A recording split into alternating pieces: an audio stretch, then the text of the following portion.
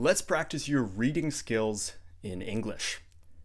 In today's video, we're going to read an article together.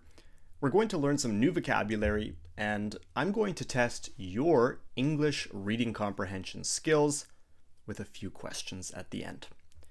Ready?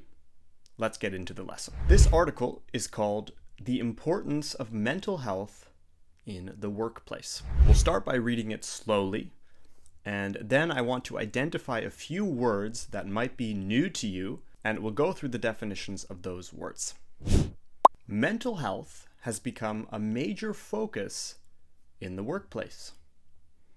Many companies are realizing that stress, anxiety, and burnout can significantly affect employee productivity and job satisfaction.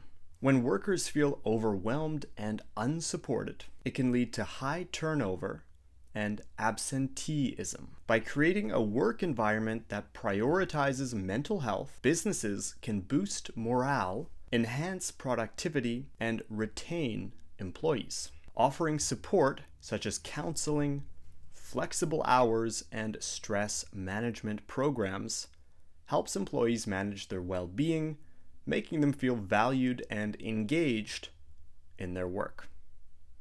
So that was the article. It was quite short, probably around the B1, B2 level.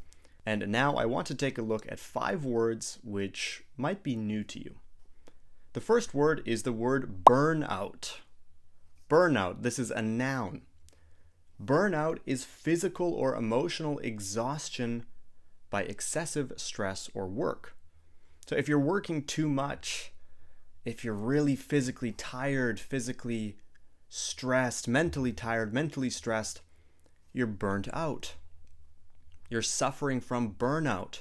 You have no motivation to work or to study. Burnout. Definitely a negative thing. Maybe you've experienced burnout yourself. I know I have. The next word is morale. Morale. Be very careful. We don't say moral. That's a different word. Moral. Good or bad. Moral. We say morale. Morale. Morale is a French word which means spirit or mood. So if you have good morale, if your team has good morale, it means you're in a good mood. You're in good spirits. There's a good atmosphere among your team. You have good morale.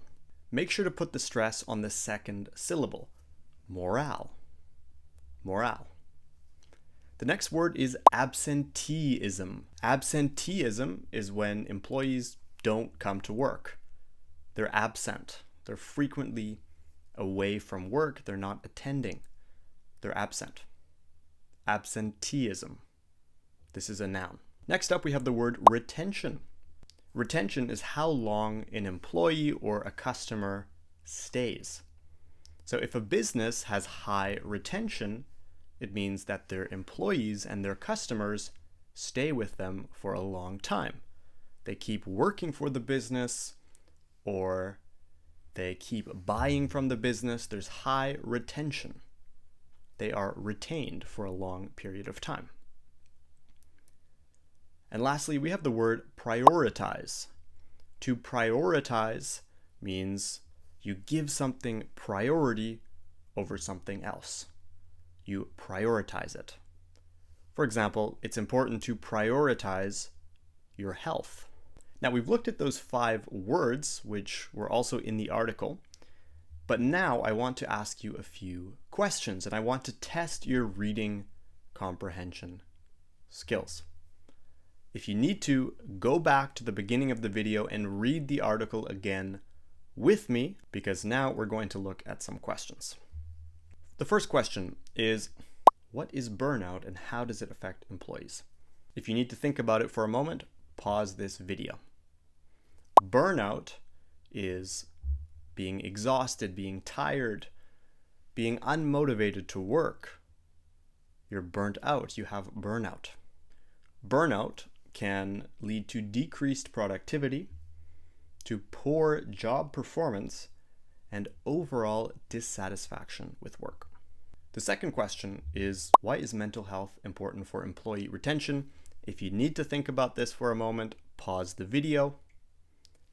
Mental health is important for employee retention because when employees feel supported and they feel like their well-being is being prioritized, they are more likely to stay with the company, and this increases retention.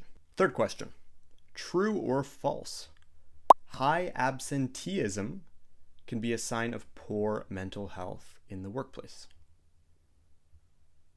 True. This question is true. If people are not coming to work, they might be suffering mentally. They might have depression, they might have anxiety, or they might be very stressed. Again, this is called absenteeism, when employees don't show up to work. Number 4, what does it mean to prioritize something? Give an example in the context of the workplace. To prioritize something means to give it more importance or attention than other things. In the workplace, this could mean offering mental health programs or flexible work hours to ensure that employees are being supported emotionally. Number 5, which of the following can improve employee morale in the workplace? Number 1, ignoring mental health concerns. Number 2, offering counseling and stress management programs. Number 3, giving employees longer hours. And number 4, limiting work breaks. The correct answer is B, offering counseling and stress management programs. These can help employees feel supported, and this can improve their morale. Remember, the word morale means mood or spirit. Morale. Number 6, explain how a business can benefit from having a culture that prioritizes mental health. A business that prioritizes mental health can see improved productivity. People are being more productive, people are working harder, higher employee engagement, people are more engaged and interested at work, and reduced turnover. Turnover is when an employee leaves, and retention is when an employee stays. So prioritizing mental health and mental well-being can increase retention. Question number 7. Which of the following is not a common mental health challenge in the workplace? Burnout, stress, motivation, or anxiety? Again, pause the video if you need to, go back to the beginning and look at the article.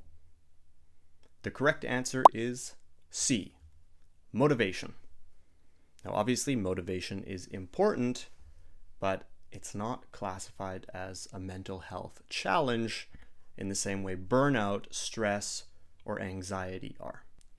And lastly, question number 8, what role do flexible working hours play in supporting employee mental health? Flexible working hours allow employees to manage their personal and professional lives better, which reduces stress and allows them to maintain a healthy work-life balance. So, we've come to the end of today's lesson.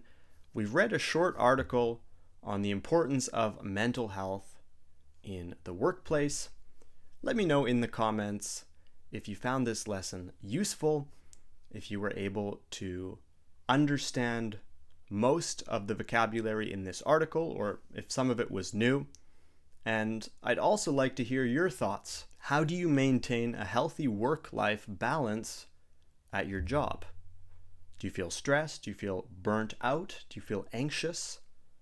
How do you stay motivated? Let me know in the comments. And of course, leave a like and subscribe to English at the Ready here on YouTube. If you want to study with me and improve your English this year, click the link in the description below to learn more about our programs and courses. I know you're going to love the English at the Ready Club, which is a community, platform, and resource which has helped hundreds of students from over 30 countries improve their English. Click the link in the description below to learn more, and to join the club, and I'll see you in the next lesson. Bye for now.